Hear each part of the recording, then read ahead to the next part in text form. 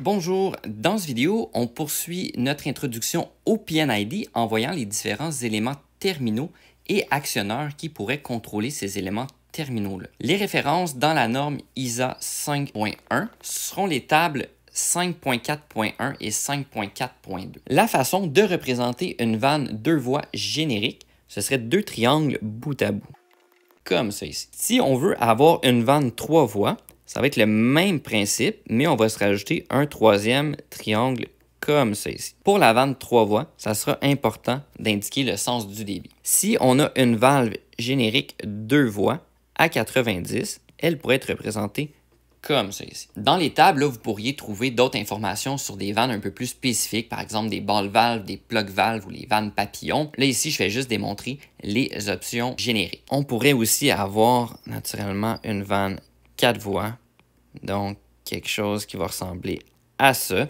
Et encore là, on va pouvoir indiquer le sens du débit. Maintenant, si on veut avoir du contrôle sur ces vannes-là, il va falloir ajouter des actuateurs. Si par exemple, on a cette vanne deux voies ici générique, on pourrait y ajouter un actuateur à diaphragme avec un retour à ressort comme ça ici. Et on pourrait y ajouter un positionneur comme ça ici. Le positionneur, on pourrait le rattacher en haut de la vanne comme ça, et si elle est pneumatique, on peut y ajouter la ligne pneumatique comme ça ici. Si par exemple on a une vanne solénoïde, donc tout ou rien, on va y ajouter un carré avec un S, donc ça sera vraiment un actuateur solénoïde. On pourrait aussi avoir une vanne qui est activée ou modulée avec un moteur, donc comme ça ici. Et le symbole moteur pourrait aussi permettre d'activer une pompe, par exemple. Si on poursuit avec les vannes qui seront activées, par exemple, par un actuateur avec diaphragme avec un retour à ressort, on pourrait retrouver différentes identifications en dessous comme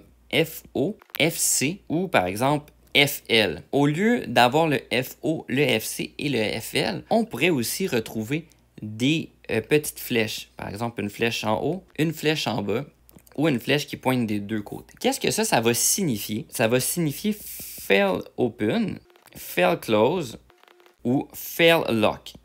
Donc, ce que ça veut dire, c'est que dans le cas de fail open, si on coupe l'alimentation d'air, elle va être en erreur ou en état de défaillance ouverte. Le fail close, si on coupe l'air ou qu'il y a une défaillance, elle va être fermée. Et si on a fail lock, donc s'il y a une défaillance, par exemple une coupure d'air, elle va conserver sa dernière état connu. Fait que si elle était ouverte, elle va rester ouverte. Si elle était fermée, elle va rester fermée. C'est important un petit peu de faire la nuance avec une vanne, par exemple, manuelle, qu'on verrait NC ou NO. Le NC ou le NO sur une vanne manuelle nous indiquerait son fonctionnement normal pendant la régulation ou pendant le fonctionnement du procédé. Le fail close ou fail open ou fail lock, souvent on pourrait le voir, par exemple une fail open, quand on prend la vanne dans nos mains sans aucune alimentation, souvent ça sera son état. Donc si je fais un petit exemple d'une vanne avec un bypass,